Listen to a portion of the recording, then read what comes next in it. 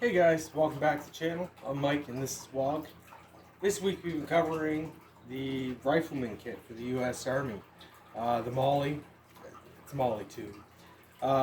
So we started out with our FLC, our flick, which is our fighting load carrier, and we're slowly building this thing as you can see in the kit here. We're starting from the back, working our way to the front.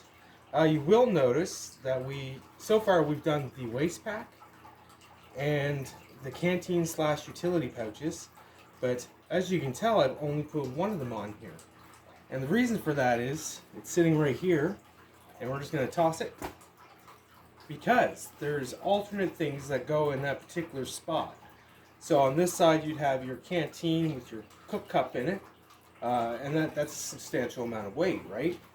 And generally, this is what you had on the other side. This is a molle 2 etool carrier, and of course it carries an etool.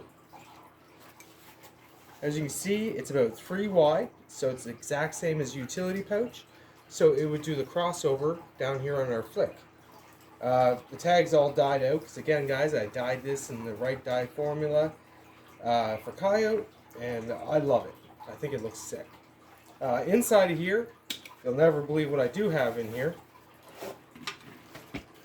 This is a U.S. military issue Gerber etool. That was supposed to be slick. Didn't work out that way, but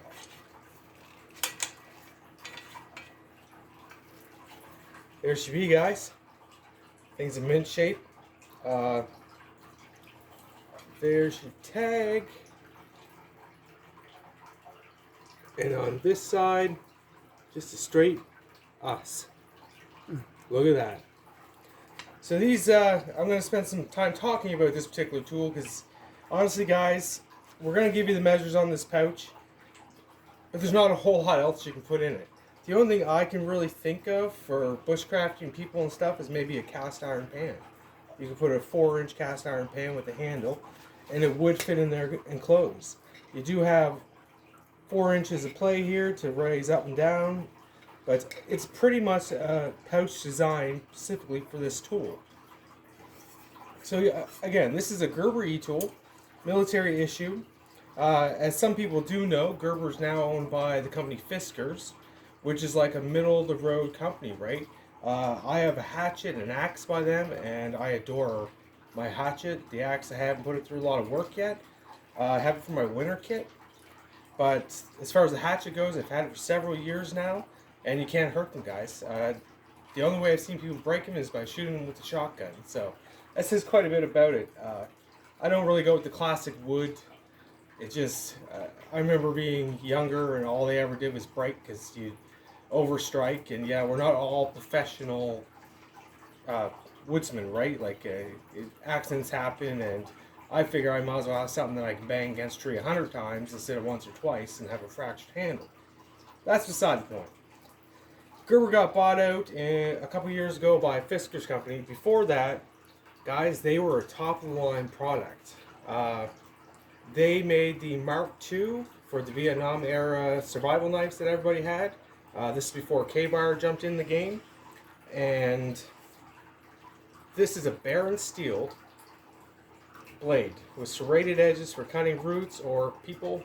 The reason you are given this is for your, obviously, to create trenches for fighting positions and stuff like that. It also acts as a last resort, as a weapon. Like, guys, that's a weapon right there. I don't know if you can tell, but this is sharpened. This is serrated.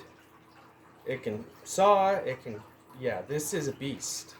The only problem people ever had with these, the only fail point, was the glass-filled nylon little churny thingy here that lets you tighten it.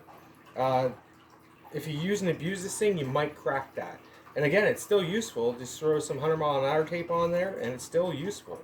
This says a lot, right? These have been around for a long time. They're still issued to date. There's a reason for that. They're just a beautiful piece of equipment. I thought I'd share mine with you, even though we're going over pouches. I thought this particular pouch was kind of boring, but I had to show you how there's alternative spots and things that went on these FLCs, and this was one of them. So we'll set that down. We'll take some measures on our pouch here. Again, It's a good sized pouch. It's very tough. It's Cordura, guys. So, to its lowest point in here, look at that, guys. That's 9 solid inches right there. This way, it's a solid 6 inches as far as I'm concerned. And as far as deep goes, looking at about 2 inches, right on the money. So again, other things you can put in this, as far as I'm concerned, is like a cast iron pan. You can put a pair of gloves in here. It's a fancy glove pouch, really. It would do a good job for that, honestly. But again, this was designed specifically for this etool. Why haven't I figured out other things? Because I plan on carrying an etool, guys.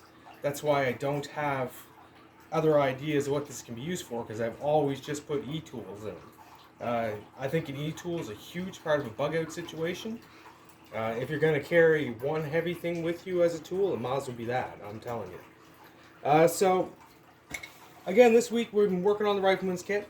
We're going to do another video right after this video for you for the other alternate thing that can go in that canteen/utility spot. Because again, guys, your 3-day assault pack has lots of pals webbing down the side, so maybe you carry one canteen on it in your e-tool, and the thing we're going to mention in the next video will be on your belt. So let's get to that. Thanks for watching. Like and subscribe, and we'll see you here in a few.